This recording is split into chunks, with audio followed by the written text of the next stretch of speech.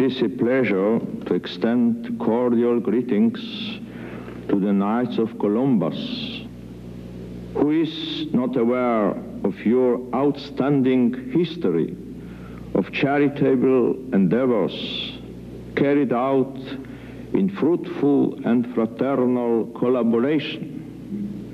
I wish to encourage you to remain steadfast in your love for Christ and in your many deserving efforts to defend and promote His saving message. Continue to stand up for the dignity and value of all human life, especially that of the unborn, the elderly, and the handicapped. Persevere in your support for the Christian family and for institutions of Catholic education. May the Knights of Columbus always be known for their earnest and persevering prayer. This is my hope for you and your families and for all those who are dear to you. May God bless you all.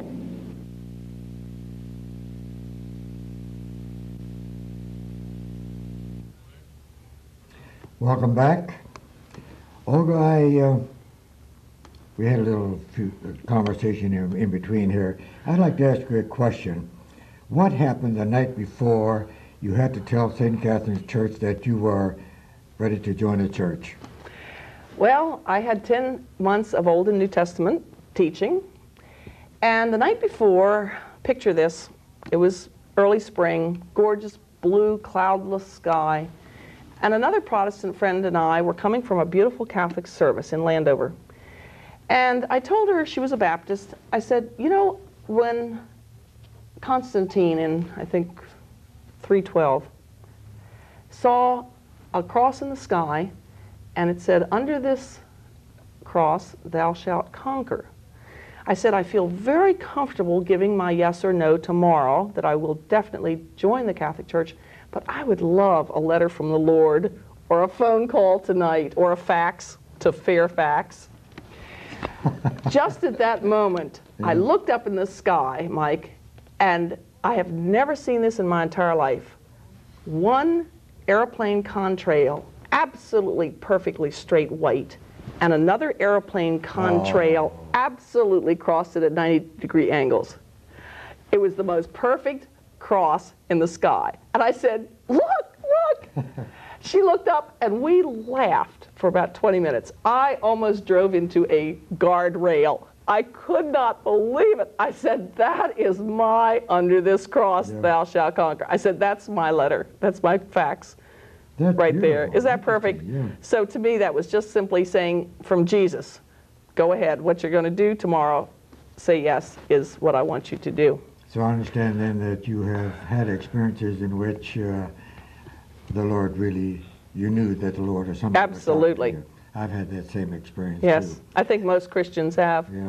You know, one of the things just joining the church that I wonder about, and that has to do with confessions. Mm-hmm. I know they frown on it. They always told me to, but they go directly to the Lord. They don't go to anybody else. So how do you feel about confessions? Or have you made any confessions so far? Yes, I have. In fact, I made, obviously, like a general confession right before I joined the church. And coincidentally, yesterday at church, a Protestant mother that I talked to, she's not Catholic, but she expressed her reservations because of confession. And then this morning in the drugstore, I ran into a friend I hadn't seen in years, and she gave the same reservation, namely confession. But I told them both. In fact, both of them were very receptive. You know, people are receptive to the truth. They don't always follow it, but it appeals to us. Both of them said that they didn't ever consider it in this light. And here's how I feel. Confession is scriptural.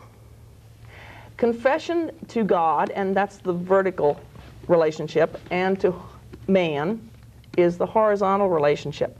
And it is biblical for people to confess. We have many instances of confession. So I have no problem with confession at all. In fact, I've always said that the Protestant churches missed the boat on two issues. One of them is confession, because if you don't schedule a confession every week, every month, every year, or twice a year, you probably won't do it. And you cannot live with guilt and pent-up anger and so forth. You have to confess it to clear your relationships with family, friends, and so forth. And then, of course, it's scriptural to confess to God. So confession has never been an impediment for me personally. The other impediment that many people give, of course, is the so-called worship of Mary. She was a human mother, certainly very exemplary, or she would not have been chosen to mother Jesus. But frankly, as the mother of a kindergartner, a 5-year-old, I really appreciate the church's emphasis on Mary that the Protestant churches do not give. And I talk with my little girl, and she understands. We read a saint's life every morning, just a brief one. And I emphasize to her about purity, about chastity, about saving herself for a man in marriage if God so calls her to marry. In fact, one reservation that I had about joining the Catholic Church, I thought, what if my child would want to be a nun? I guess every mother wants grandchildren. And I thought, horrors. And yet I thought, wait a minute. If she would dedicate her life as a missionary or a nun or a teacher, how glorious that she would be spending 25 hours a day doing God's work instead of just maybe a few hours. So when I got over that hurdle, I absolutely welcomed that thought that if God calls her to that vocation, how wonderful that would be. But I do support celibacy before marriage and certainly monogamy after marriage, and I've been married myself for 28 years. But I think those are the two biggest impediments that people tend to give for not joining the Catholic Church.